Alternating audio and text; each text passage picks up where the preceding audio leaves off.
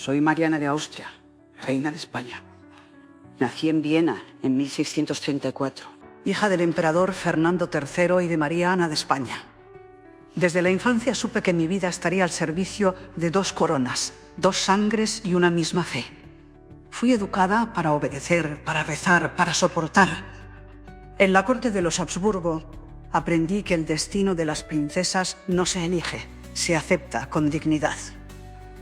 Tenía solo 15 años cuando mi familia decidió casarme con mi tío, Felipe IV de España, viudo y cansado, padre de un reino inmenso y de muchas penas. Yo llegué a Madrid como un rayo de juventud entre los pliegues de su melancolía. Él le miraba con ternura, con esa mezcla de cariño y culpa que deja la memoria de un amor perdido. No fui Isabel de Borbón, su gran pasión, pero fui su consuelo, su compañía en los últimos años de su reinado. El Escorial fue mi escuela de silencio. Aquellas piedras frías le enseñaron la solemnidad del deber. Mi esposo, aunque fatigado por las derrotas, conservaba la majestad de los Austrias, la fe inquebrantable y la mirada fija en la eternidad. Junto a él, aprendí que reinar en España era más penitencia que privilegio. En 1661 di a luz a Carlos, mi hijo, mi esperanza y también mi cruz. Desde el principio comprendí que era frágil, que la sangre de tantas generaciones de Habsburgo se había vuelto demasiado pesada para su cuerpo débil. Recé día y noche por su salud. Lo cuidé con una mezcla de amor y miedo, temiendo que el futuro del imperio dependiera de un niño que apenas podía sostenerse en pie. Cuando Felipe IV murió en 1665, me encontré sola, con 30 años, viuda y madre de un rerré de apenas 4. De la noche a la mañana pasé de esposa obediente a reina gobernadora, responsable de un trono que se desmoronaba bajo el peso de los siglos. Me rodeé de consejeros, algunos leales, otros ambiciosos, y pronto la corte se convirtió en un campo de intrigas. El más influyente fue don Juan José de Austria, hijo bastardo de mi difunto esposo.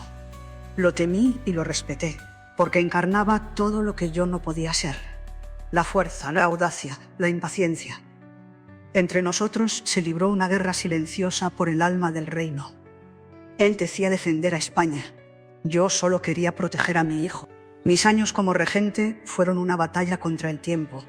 El oro de América ya no bastaba, las provincias se empobrecían, los ejércitos envejecían. Yo seguía creyendo que la fe podía sostener lo que la política destruía.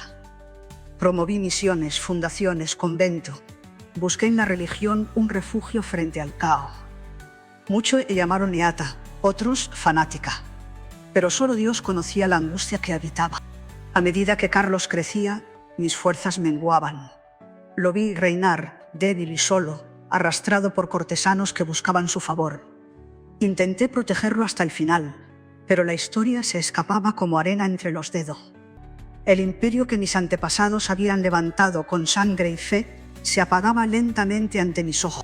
Morí en 1696, tras más de 30 años de soledad, oraciones y desengaños. Fui reina de España, pero sobre todo fui madre. Madre de un niño que cargó con el ocaso de una dinastía. Soy Mariana de Austria, hija del imperio, esposa del poder y guardiana del crepúsculo de los Austrias. No dejé conquistas ni victorias, pero dejé constancia de mi fortaleza en tiempos de ruina. Si mi voz aún resuena, que diga esto, que no hay mayor grandeza que sostener lo que se derrumba, ni mayor fe que la de quien permanece firme cuando todo alrededor se apaga.